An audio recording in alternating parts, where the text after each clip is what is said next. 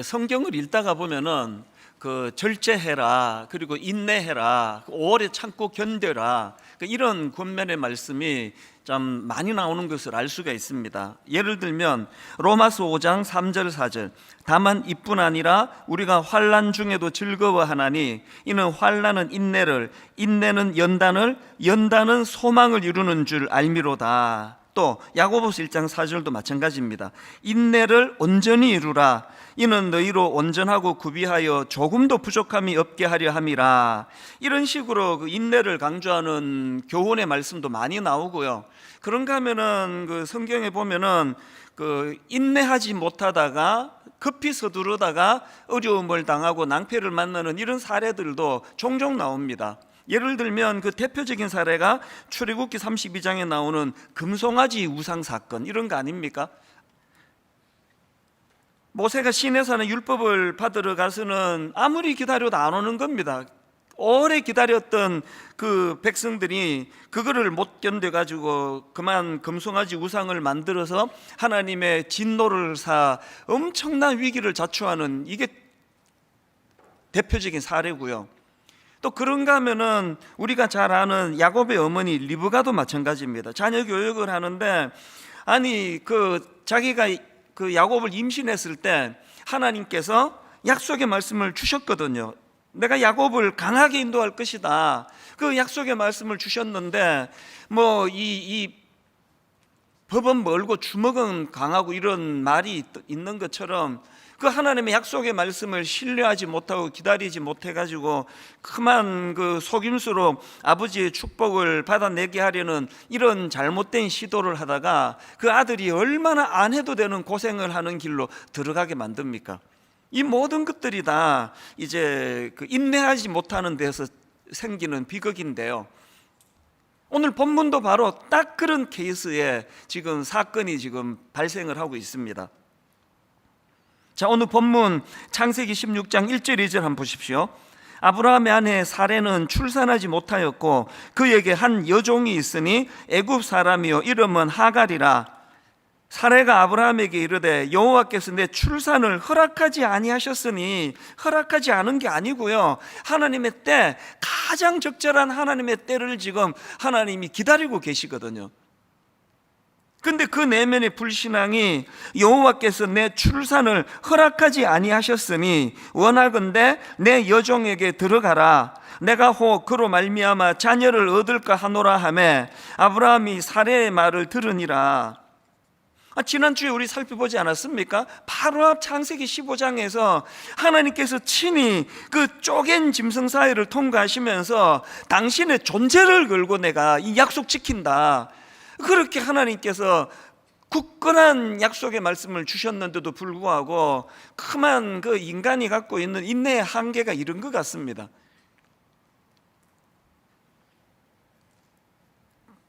그 일로 인해 가지고 가장 고통을 많이 당하는 사람이 바로 그 일을 제안했던 당사자예요. 여러분 아시는 4절 말씀, 아브라함이 하갈과 동침하였더니 하갈이 임신하매 그가 자기의 임신함을 알고 그의 여주인을 멸시한지라. 이 일로 인해서 가정의 위기가 찾아오고 여러 가지 부작용들이 너무나 많이 발생했다는 걸 다 아시리라 생각합니다. 저는 이런 오늘 본문의 아브라함과 사라 부부를 보면서 히브리서 10장 36절 말씀이 생각났는데요, 세 번역입니다. 여러분이 하나님의 뜻을 행하고서 그 약속해 주신 것을 받으려면 뭐가 필요하다 그럽니까? 인내가 필요합니다. 인내. 이게 지금 우리 같은 평범한 어떤 부부가 그냥 아들을 바라고 딸을 바라고 이런 차원이 아니지 않습니까? 엄청난 하나님의 놀라운 역사와 계획이 그를 통해 펼쳐질 텐데 어떻게 그렇게 졸속으로 자기들 마음대로 그렇게 서두를 수 없는 일 아닙니까? 그래서 오늘 이 본문 말씀이 우리에게 주는 메시지가 참 많은데요, 그런데 저는 이 말씀을 묵상하다가 보니까 이 아브라함과 사라가 이런 잘못된 결정을 할 수밖에 없는 위험 요소가 이미 그들 내면에 있다는 걸 제가 발견하게 된 겁니다. 이 아브라함과 사라가 이런 잘못된 판단을 할 수 있는 위험 요소가 두 가지가 있더라고요. 첫 번째가 뭐냐? 상대방을 인격적으로 존중하지 않는 태도, 여기에서 이런 잘못된 방법이 나온 거거든요. 이게 무슨 말씀이냐? 지금 여러분 본문 2절에서 이 여종 하갈을 대하는 사라의 태도를 한번 보십시오. 사레가 아브라함에게 이르되 여호와께서 내 출산을 허락하지 아니하셨으니 원하건대 내 여종에게 들어가라. 내가 혹 그로 말미암아 자녀를 얻을까 하노라 하매. 또 5절에서도 마찬가지입니다. 사레가 아브라함에게 이르되 내가 받는 모욕은 당신이 받아야 옳도다. 내가 나의 여종을 당신의 품에 두었거늘. 지금 이 묘사되는 사라가 묘사하고 있는 그 여종 하갈을 보면은요, 그를 인격체로 대하지 않습니다. 마치 마음대로 할 수 있는, 자기 목표를 이루고 자기 뜻을 관철시키는 어떤 수단, 어떤 도구로 취급하고 있는 걸 볼 수 있는 거 아닙니까? 이건요, 충격적인 건 아브라함에게서도 똑같이 발견되는 태도예요. 이게 덧나가지고 이제 그 여종이 임신했다고 그렇게 자기를 대하는 태도가 달라지고 막 함부로 대하고 그러니까 이제 그 아내가 사라가 화가 난 거 아닙니까? 그래서 남편한테 막 퍼붓는 거예요. 그렇게 불평을 하니까 그 불평을 받는 아브라함의 반응이 너무나 놀랍습니다. 나쁜 쪽으로. 뭐라고 아브라함이 반응합니까? 6절을 세 번역으로 보십시오. 아브라함이 사라에게 말하였다. 여보, 당신의 종이니 당신 마음대로 할 수 있지 않소. 당신이 좋을 대로 그에게 하기 바라오.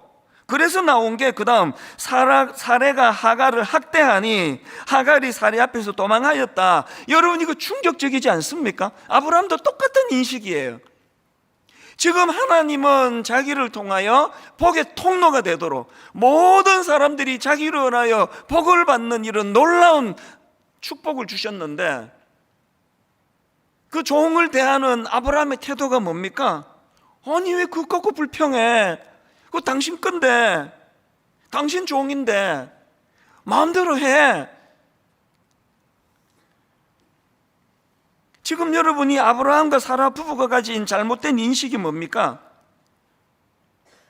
그 여종은 자기 마음대로 몸을 통해서 아들을 낳게 하든지 핍박을 하든지 아무 상관이 없는, 영적으로 지금 아브라함과 사라가 영적으로 문제가 있으니까 이런 하나님의 방법을 기다리지 못하고 그렇게 이상한 방법을 취했던 것처럼요, 제가 발견한 게 뭡니까? 우리가 영적으로 하나님 앞에서 영적으로 우둔해지면은요, 사람을 대하는 태도가 이렇게 된다는 거예요. 제가 지난주에 그 오징어 게임 이 드라마를 계속 그거 보면서 마음이 불편한 지점이 있거든요. 이 드라마가 엄청 기발하잖아요. 우리가 어릴 때 놀던 그 오징어 게임, 또 달고나 뽑기, 또 무궁화꽃이 피었습니다, 이런 추억의 놀이를 가지고 드라마를 소재로 만든 거 되게 기발한데요. 그런데 이건 동심을 다 짓밟는 것 같아요. 무궁화꽃이 피었습니다. 지금도 아마 그 어린 자녀를 둔 엄마 아빠들이 아이들과 이런 놀이 할 텐데요, 이거를 살인 도구로 만들어 가지고 무궁화꽃이 피었습니다 했는데 이후에 잘못 몸을 움직이면 바로 기관총으로 쏴 죽여버려요. 그래서 수백 명 중에 딱 한 명만 남겨놓고 다 죽여버려요.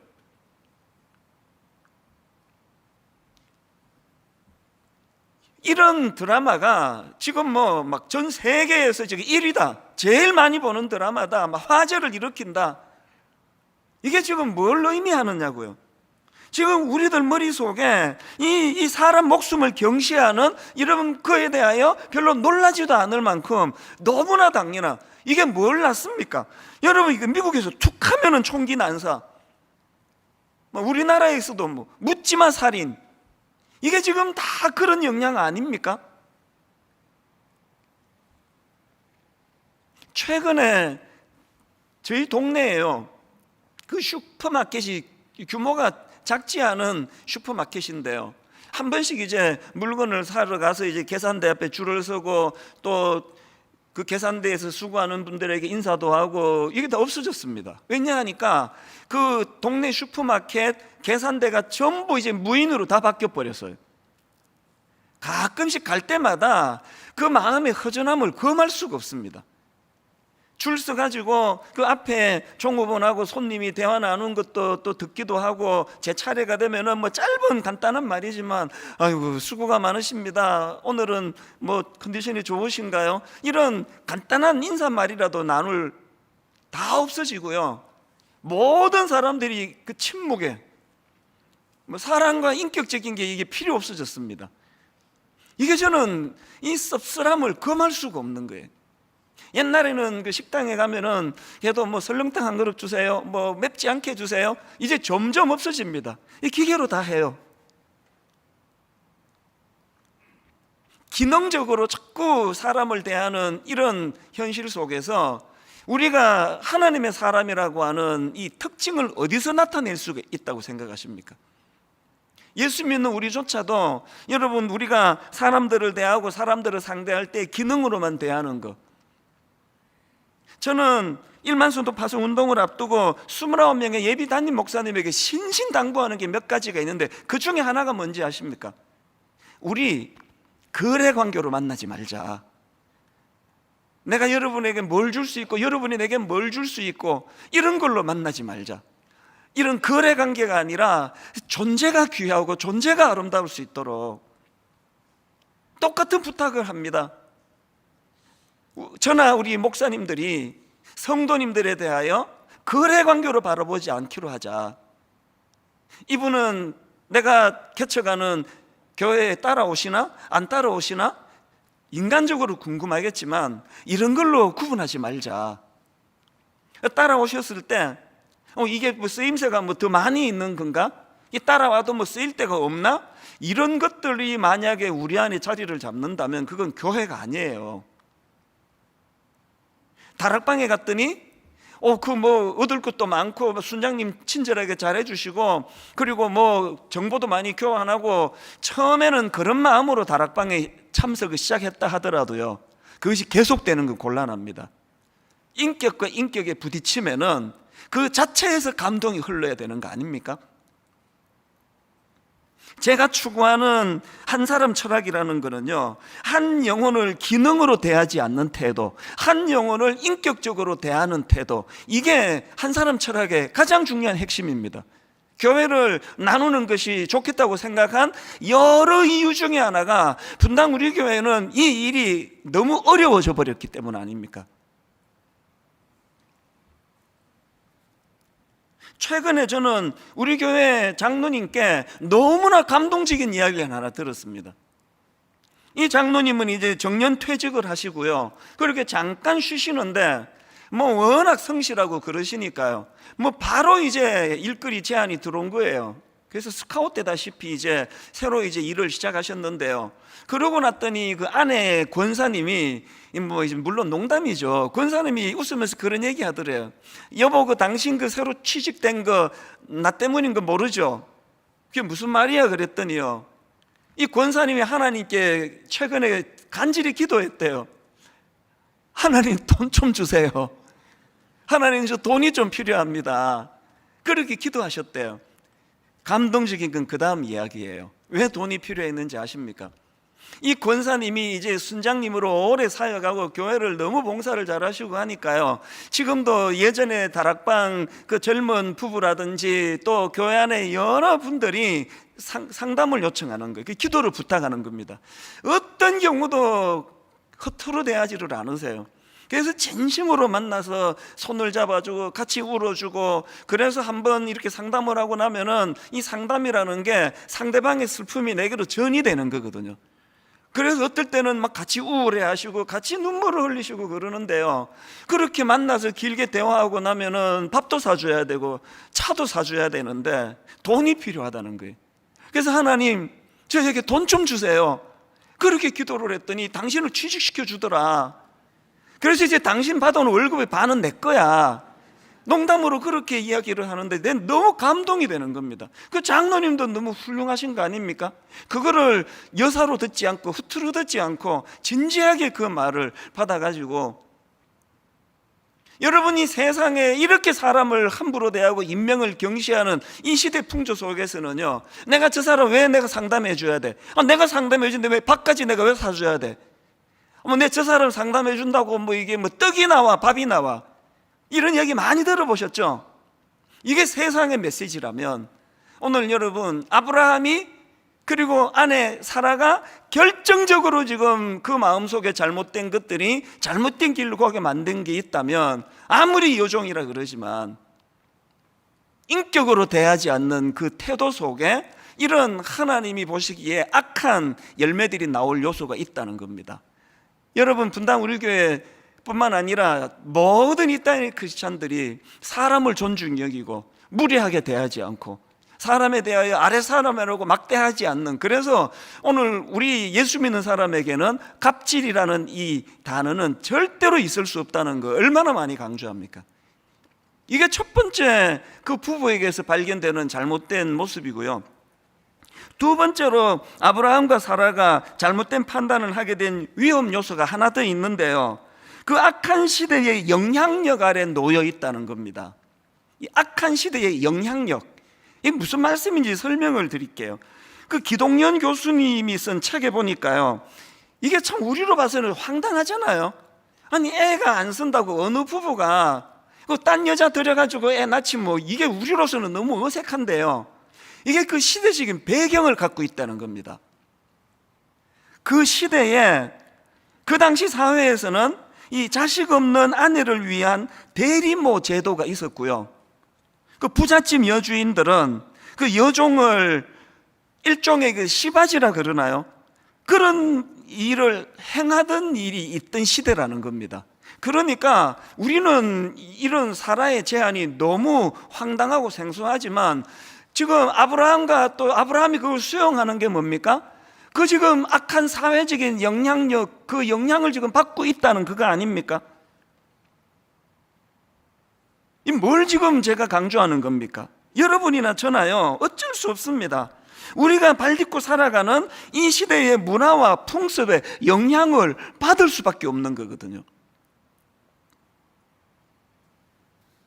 낸시 피어시가 쓴 내 몸을 사랑하라, 이런 제목의 책이 있는데요, 그 책에 굉장히 중요한 한 가지를 설명하는 대목이 있습니다. 팀 켈러, 뉴욕에서 목회하셨던 팀 켈러 목사님 그 글을 하나 인용하는데요, 글 제목이 전사인가 도시인인가 이렇습니다. 이게 지금 비유로 상징적으로 무슨 실험을 제안하는가 하니까, 이제 영국의 앵글로 섹슨 전사 AD 800년, 그러니까 지금부터 천 몇백 년 전입니까? AD 800년 때 활동했던 앵글로 섹슨 전사가 하나 있고, 그리고 오늘 이 시대 영국 맨하탄에 사는 청년이 하나 있습니다.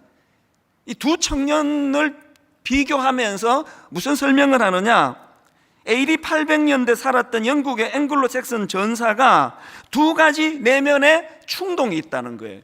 그 첫 번째 충동이 뭐냐, 무례한 사람을 때려 죽이고 싶은 충동. 그러면 이 전사는 그런 충동이 오면은 그 내면에서 이렇게 이야기할 거라는 겁니다. 이게 나야, 이게 내 아이덴티티야, 난 무례한 사람들은 볼 수 없는 나는 전사야, 그런 것들을 처벌하는 용감한 사람이 나야. 그리고 또 그 시대 모든 사람들이 다 이런 폭력성에 대하여 인정을 해주는 겁니다. 이 사람 진짜 용감해, 무례한 사람들을 가만두지 않고 처치하는 굉장한 용감함이 있어. 이게 이제 이 사람을, 폭력성을 굉장히 이제 강화를 시켜준다는 거예요. 그런가 하면은 이 AD 800년 영국의 앵글로 섹슨 전사에게 또 다른 한 가지 내면의 충동이 있는데, 이게 동성애 감정이 흐르는 겁니다. 예를 든 거예요. 주후 800년대 영국 전사에게 동성애 감정이라는 건요, 이거 황당하기 짝이 없는 거예요. 있을 수가 없는 거예요. 이건 전사, 남성성을 강조하던 그 시대에 이거는 너무 당황스러운 거예요. 그러면 그 남자가 뭐라고 말하느냐 하니까, 이건 내가 아니야, 이건 내 모습이 아니야, 이거는 막 부인하는 겁니다. 나는 이 충동을 억제할 거야, 난 이거 반드시 이겨낼 거야. 이게 이제 800년 전 앵글로 섹슨 전사고요. 똑같은 충동을 현재 뉴욕 맨하탄에 살고 있는 청년에게 있다고 가정을 해보자는 겁니다. 이 청년이요, 지하철을 타고 가거나 길을 가거나 무례한 사람을 보면 죽이고 싶은 거예요. 이걸 내가 이제 죽여버리고 싶다고. 그러면 그 뉴욕에 사는 남자가 어떻게 반응할까요? 이 분노 조절 프로그램을 통해 내가 이게 치료를 받아야 돼. 근데 이러다가 이제 그 사고 치르겠다. 엄청 억누르는 거예요. 그 뉴욕 사는 청년이에요. 이게 나야. 이게 내 아이덴티티야. 이렇게 말하지 않는다는 겁니다. 뭘 말하는지 아시겠죠?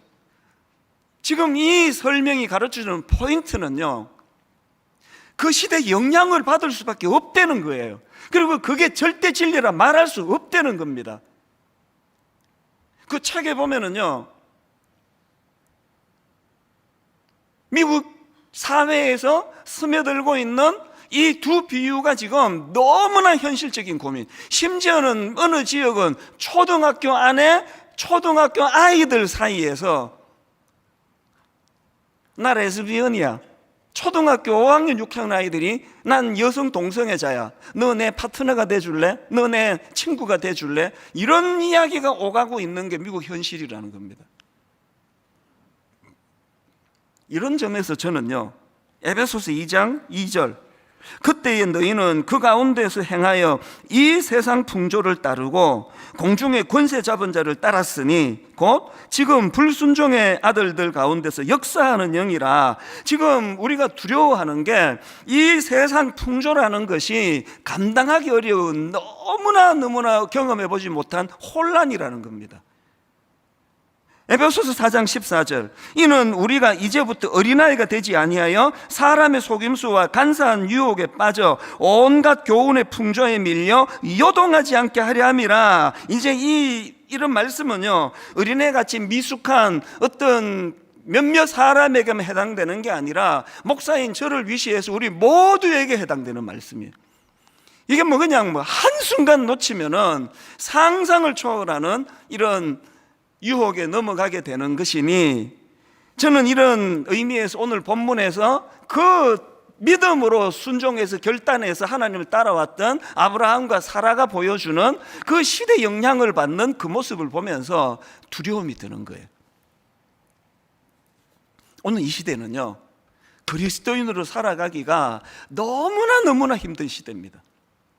지난주에 우리가 창세기 15장을 살펴봤는데요, 그때 다룰 분량이 또 시간이 촉박해서 다루지 못했던 한 장면이 있는데요, 한 주 내내 제 머릿속에서 그 잔상이 떠나질 않는 겁니다. 그 장면을 설명드릴게요. 자, 창세기 15장 9절입니다.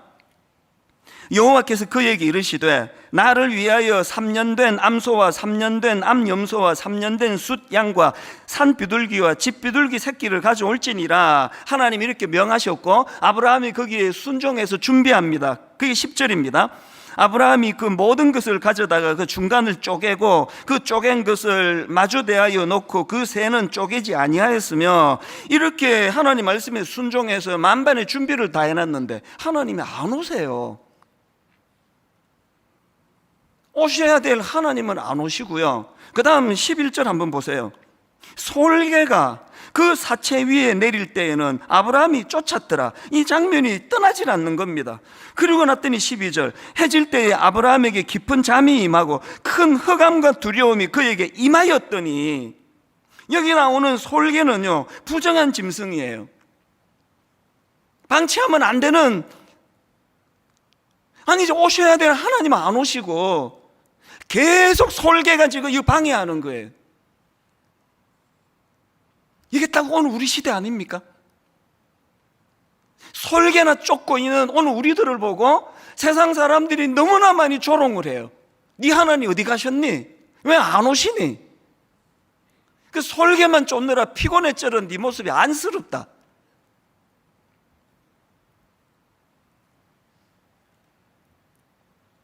12절에서 해질 때에 아브라함에게 깊은 잠이 임하고 큰 흑암과 두려움이 그에게 임하였더니, 이것이 오늘 우리의 현실이고요. 이 솔개의 공격은 점점 더 극심해질 터인데 우리가 바라고 우리가 소망하는 게 뭡니까? 이 17절 아닙니까? 해가 져서 어두울 때에 연기 나는 화로가 보이며 타는 횃불이 쪼갠 고기 사이로 지나더라. 지난주 말씀 기억하십니까? 드디어 임하신 그 하나님께서 두려워 떨고 있는 그 아브라함을 향하여 그 흑암으로 두려워하는 그 아브라함을 위하여 횃불로 임하시는 그 하나님께서 친히 쪼갠 짐승 사이를 지나시며 내 존재를 걸고 너에게 약속하마. 그래서 오늘 설교 제목이 믿음의 다른 말은 기다림이다. 우리 이 사실을 잊으시면 안 됩니다. 믿음은 기다림이에요. 히브리서 10장 23절 세 번역입니다. 또 우리에게 약속하신 분은 신실하시니, 우리에게 약속하신 분은 신실하시니 우리는 흔들리지 말고 우리가 고백하는 그 소망을 굳게 지킵시다. 내면에 두려움이 있을 때 이런 말씀을 묵상하시면 좋습니다. 그런가 하면은 시편 40편 1절, 내가 여호와를 기다리고 기다렸더니, 내가 여호와를 기다리고 기다렸더니 귀를 기울이사 나의 부르짖음을 들으셨도다. 이게 신앙생활 아닙니까?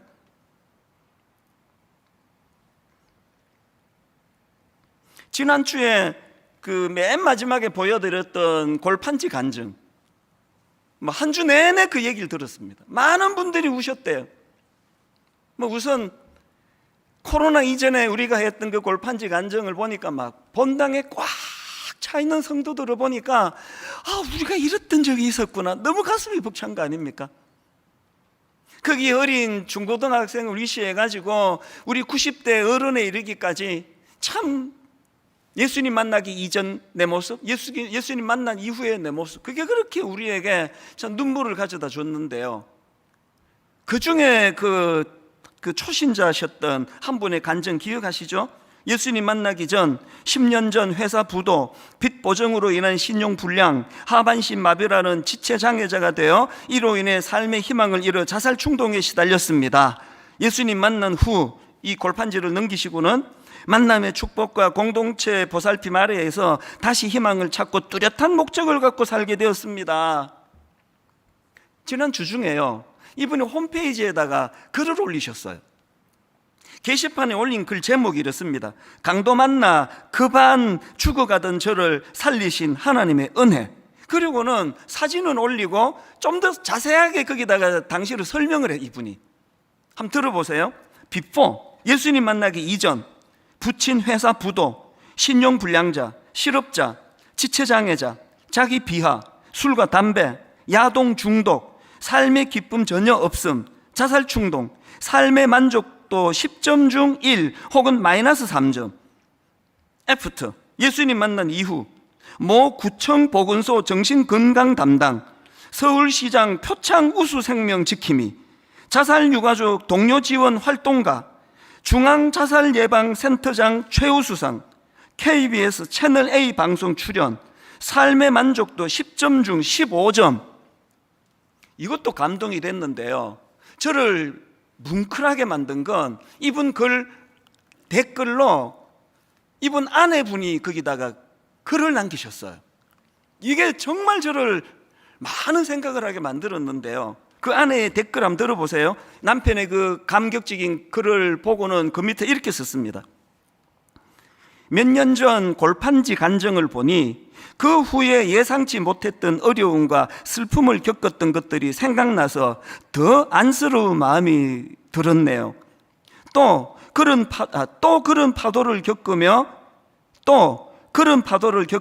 떠내려가지 않고 삶의 뚜렷한 목표라고 했던 그 목표를 잊어버리지 않고 뚜벅뚜벅 걸어올 수 있었던 것이 너무나 다행이고 감사한 마음이 들어요. 다락방, 제자반, 찬양대, 또 오가며 만났던 우리를 위해 기도해 주시고 위로와 격려를 해 주신 많은 분들로 세 겹, 네 겹, 네 겹 꽁꽁 싸매어 우리의 삶을 견인해 주신 주님 감사합니다. 저는 이게 왜 감동이 됐느냐, 두 가지 감동이에요. 이게 그저 일어난 일이 아니구나. 이게 그냥 막 그 골판지 한번 들고 나면은 막 그때부터 고생 끝, 행복 시작, 이게 아니고요. 그렇게 결단하고 나면은 그 솔개들의 공격은 더 많아져요. 솔개들의 유혹이 너무 많아져서 이 아내가 보기에 남편이 너무 안쓰러웠다 그러잖아요. 그걸 이겨냈기 때문에 그 인내가 이런 아름다운 삶의 결과를 가져왔다. 두 번째 우리가 알게 된 게 뭡니까? 교회 공동체가 말입니다. 성가대가 말입니다. 함께 동역하는 주변 사람들이 말입니다. 모든 분들이 힘을 합해가지고 그를 도와주고 그를 보살펴주고 용기를 건네주고, 다락방에서, 제자반에서. 이게 교회라는 겁니다. 그 한 믿음 어린 형제를 세워가기 위하여 그 소중한 마음으로 그를 보듬어 세워나가는 공동체, 이게 교회라는 거예요. 저는 여기까지 오늘은 수고 많이 하신 우리 모든 성도님들에게 눈물로 호소합니다. 여러분, 이제 그 솔개 쫓으며 너무나 많이 지쳐있는 거 이해가 되지만 조금만 더 견디지 않으시겠습니까? 조금만 더 주님을 신뢰하면서 우리를 위하여 십자가를 통하여 그 쪼갠 짐승 사이를 친히 지나가시면서 내 존재를 걸고 약속하마 그 하나님을 신뢰하며 조금만 더 견디지 않으시겠습니까? 결론을 맺기 전에 한 가지 포인트만 더 살펴보기를 원하는데요, 바로 지난 금요일 날에 저는 늘 이런 식의 은혜를 경험해요. 전남대학교 병원 정신건강의학과에 근무하는 의사분께서 제게 메일을 보내줬어요. 우리 교회 성도도 아니고 또 제가 아는 분도 아니에요. 제 이메일 주소를 모르시니까요, 우리 교역자를 통해서 이거를 좀 전달해 달라고 보내왔는데 이게 너무 놀라웠습니다. 오늘의 결론 말씀을 그분이 어떻게 하시고, 이분이요, 전남대학교 병원 그 정신건강의학과에 소속된 의사분이 그 팀이 이 코로나랑 관련한 연구를 했는데요, 연구 주제가 코로나 블루와 스트레스 예방을 위한 솔루션이래요. 코로나 블루라는 거, 이 코로나 확산으로 생긴 우울감, 우울증, 또 무기력증 이런 걸 뜻하는 단어 아닙니까? 그러니까 어떻게 하면은 이런 코로나로 인한 그런 무기력증이나 스트레스를 예방할 수 있는가, 이 연구팀이 연구를 했더니요, 답이 딱 나오더래요. 그게 감사. 이 교회에서 한 게 아니고요, 제가 기억하기로 정부에서 출연한 그 기금을 가지고 전문가들이 모여 논문을 쓴 논문에 나온 결론이에요. 그 내용을 다룬 기사를 다 읽어드리면 너무 좋겠는데 시간이 없어서 제가 앞부분만 읽어드릴게요. 코로나19 확산 이후 일반인과 의료인에게 우울증과 스트레스가 크게 증가하였지만 감사하는 마음이 예방 효과가 있다는 연구 결과가 전남대학교 병원 정신건강의학과 연구팀에 의해 발표되었다. 이 논문 2편이 여기에 지금 발표가 된 겁니다. 이분의 그 메일을 보고서 이게 감사구나 하고 오늘 본문을 다시 한번 보세요. 아브라함의 아내 사라가 그런 잘못된 제안을 했는데 그 첫 출발 한번 읽어보세요.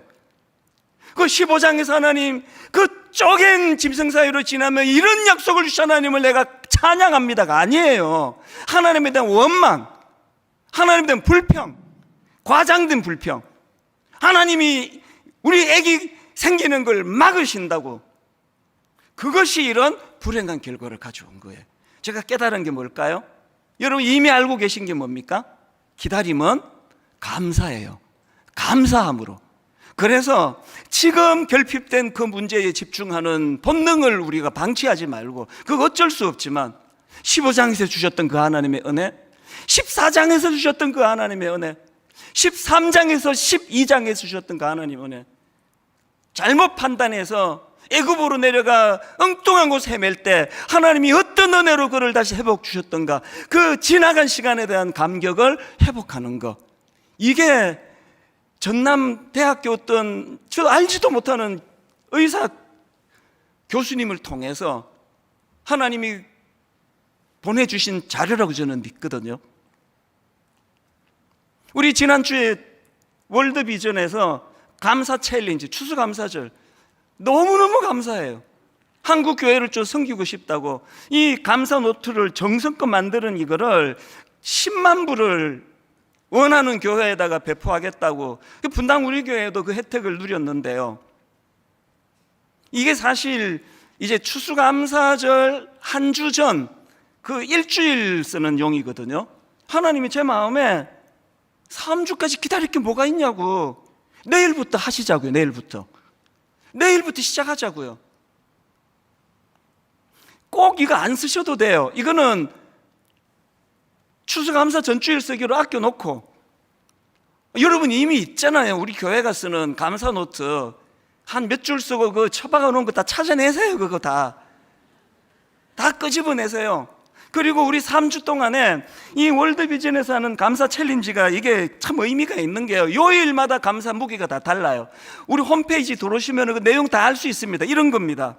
월요일에는 나에 대하여, 화요일에는 가족에 대하여, 수요일에는 교회에 대하여, 목요일에는 이웃에 대하여, 금요일에는 환경에 대하여, 토요일에는 하나님에 대하여 묵상하고 감사를 찾자는 겁니다. 홈페이지 오셔서 다운받아 가시고요, 요령을 배워 가시고요. 이거가 3주 모아지니까 신기하게 100감사가 됩니다. 100감사. 저절로 100가지 감사가 나와요. 도전해보지 않으시겠습니까? 여러분, 당장 오늘 저녁부터 우리 가족 행복밥상 조금 느슨해진 가족들 다시 모이셔서 우리 이제 오늘 저녁, 주일 저녁부터 연말까지 매주마다 한 주를 돌아보며 감사로 마무리 짓자. 감사로. 결론을 이 말씀으로 맺기 원합니다. 히브리서 10장 36절. 너희에게 인내가 필요함은 너희가 하나님의 뜻을 행한